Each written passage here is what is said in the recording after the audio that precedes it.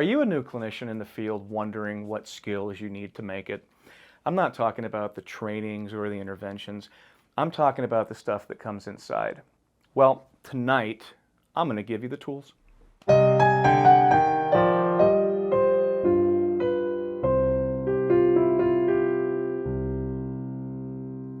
Welcome to Dark Side of Therapy. You know what we do here, but I'm going to tell you again.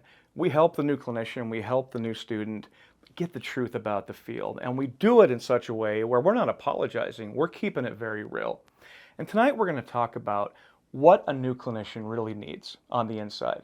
Now, if you've been in the field for a while, you know, we get trainings all the time.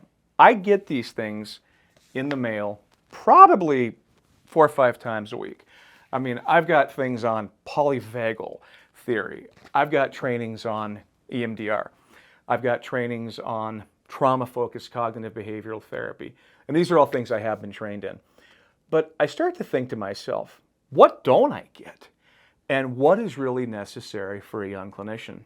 And I've got a good friend who's in grad school right now, and I'm kind of bouncing some things off her, and I bounced this topic off her as well. Would people benefit? Would the young clinician benefit by really getting some insight into what you need? And she said yes. So that's what we're going to do tonight. I'm not going to do a top 10 list. I'm going to talk from the heart and just kind of throw it out there. So here's what I see. Outside of all these trainings, outside of all these theoretical bases, the work you're going to do, you need to have good self-esteem. If you are a therapist that suffers from poor self-esteem, you're going to have a hard time, and here's why. People aren't always going to be nice to you. And a lot of your clients, especially if they have some SPMI features, severe persistent mental illness, they're not going to be nice, and they're going to call you names. And they may even talk about your mother. You're not going to like these. If you don't have the esteem and the fortitude to deal with that, they're going to eat you alive. And so having self-esteem is really, really, really important. And if you watch my course or some of the other episodes we've done, going to therapy is a really good way to deal with this and to build your self-esteem up. You don't want to go into the field having very, very low self-esteem. The next thing I want to talk about, and this is a really tough one, is boundaries. Now, by the time you graduate, get into the field, you may or may not have developed good boundaries. Now, what do I consider a good boundary? A good boundary is where you say no and refuse to put yourself in an uncompromising or a compromising situation. You just don't do it. Now, a lot of us don't even develop that skill until later in life. We just don't get it. Young people are often frowned on when they try to put boundaries in place. And certainly I've watched a lot of supervisees try to put boundaries in place at their agencies. They don't like that either. But it is so necessary. Because if you don't put them in place, you're going to get walked over. I've watched it 1,000 times. In fact, in the upcoming training I'm going to do over in Duluth at the St. Louis County Social Services Training, I'm going to talk a lot about this. You need boundaries. I am convinced the only way to practice boundaries is to practice boundaries. It's called saying no and asking for clarification too if someone is not respecting your boundaries. You need to have them. Therapy can help with this too. I don't want this whole thing to be about going to therapy, but certainly therapy can teach you boundaries. And you can practice therapy or boundaries in therapy sessions as well. I've done this and it's wonderful, but I can't think of a more useful skill. You're going to want to know your triggers. We're therapists. We get triggered. I get triggered all the time. I've worked with clients who've reminded me of people like my mom. I've worked with clients that have reminded me of people I don't like. And if I don't know my triggers and I'm not aware of them, I'm going to react. And this kind of puts you down 2 different roads here. You can react with too much compassion and do a disservice that way, or you can overreact and put some meanness into it. And that's not good either. But if you have no idea what your triggers are and you're sitting there with your client and kind of flying blind, it's going to happen over and over and over and over again. You've got to understand your triggers. And it's not always people. It can be situations too. If you sustain trauma or something really bad has happened to you, it can be triggered very easily. And a client can trigger that inadvertently. They don't mean to do it. But it's good to understand that and to know what could possibly be coming. So knowing your triggers going in is such a great skill. Now, you also want to be in good mental health. Now, notice I said good mental health, not great mental health, because I don't think you have to be a perfect clinician to do this. We've talked about this in some other episodes too. You just need to be of good enough mental health. Meaning you separate work from home, you practice good self-care, you practice what you tell other people to do, you eat right, you try to stay as fit as you can, something I'm still working on. But you need to be healthy enough. You need to be healthy enough to go to the job and work for 8, 9 hours. Now, if you're not in good mental health, that is going to come out very, very, very quickly because you won't be able to, again, deal with what's being said to you. Again, the triggers. You may hear something you don't want to hear, and that's going to trigger something. I've heard horror stories of clients that just tear people apart because they are not able to hear what they need to hear. Or I've sat with supervisees who, because their mental health is not great, feel like they don't know what to do. And there may or may not be something to do necessarily in the macro picture of things, but they just don't know what to do because their mental health is so poor.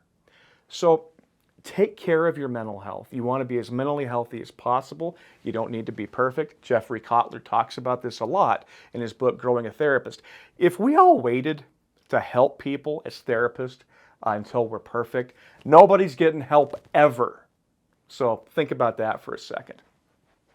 Now here's one of my other favorite ones that never gets talked about almost ever. You need to be a good teacher. You need to be a good teacher, okay? And as therapists, we're not necessarily teachers, but I think we totally are because we're conveying information.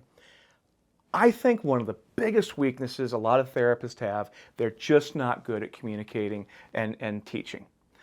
If I'm going to give a client an assignment, I better understand that assignment inside and out so I can give it to them and explain every single aspect.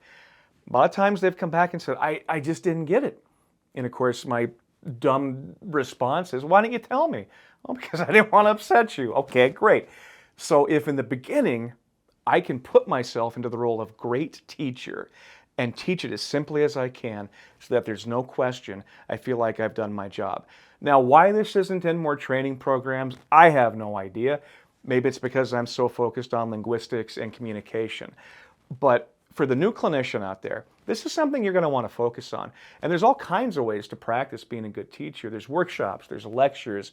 Don't want to send down a wild goose chase here to pay for everything, but get better at teaching. Your clients need that. They're not always going to understand you. Become a good teacher. And the last one I'm going to talk about is resourcefulness. Again, I wish I got a training in the mail that said how to be a resourceful therapist. Maybe that's why I'm doing this tonight. Maybe it will be a training someday. But when I say resourceful, I don't necessarily mean perseverant.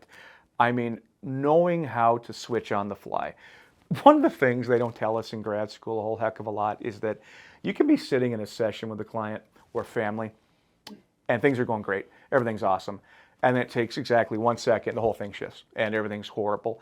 And you need to be resourceful enough to figure out, how am I going to get myself out of this? Now, a lot of times it's simple as an apology. I'm so sorry. Even if I didn't do it or cause it, I want to do something to kind of break that up. And then being able to change direction. Now, I've been criticized for this because I do let clients come into the office and complain about stuff. They called it, or I should say, they've called it a cow in the past, crisis of the week. Now, I'm not saying we should allow it all the time and that a client should be allowed to come in and do nothing but complain every time. But sometimes it's necessary. And that's part of your flexibility and resourcefulness too. This person just needs to unload. I think in the end, we always have to ask, where's that going? Okay, how is that going to benefit you? But it needs to happen. You need to have that flexibility. And if you don't have it, again, you're going to stay stuck. So as I've given you these aspects of what I think are internal personal growth areas, I want you to think about them. And I want you to think about where you can get some of these. Again, you're not going to see a lot of trainings on this stuff. It just doesn't come in the mail. But you can find avenues and you can find ways to harness these skills. Even in your own supervision that you're doing, you can talk to people about these things and fine tune them. Because once you go in the therapy office and you sit down, there's really no escape.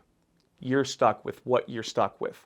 And I would rather have you more confident internally before you're competent in all these other skills and modalities and theories.